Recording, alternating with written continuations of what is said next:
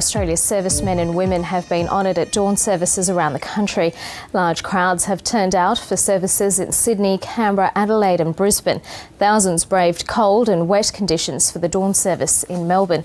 The services mark the anniversary of the first landings of Australian and New Zealand troops at Gallipoli in 1915.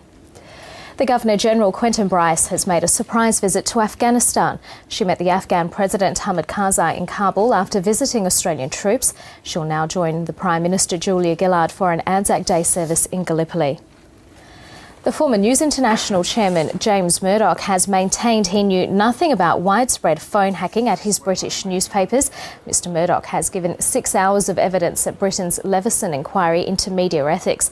He also revealed his public affairs manager was in regular contact with the minister, who was to rule on a news takeover of broadcaster B Sky B.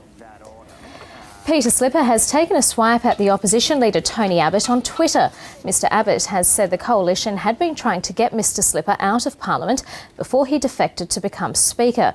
Mr Slipper wrote he'd been a good friend to Mr Abbott when he didn't have many and had delivered him the key vote he needed to become leader. Syrian activists say dozens of people have been killed in the latest fighting across the country despite the ceasefire. The largest toll was in the city of Hama, where 31 people died in a government assault.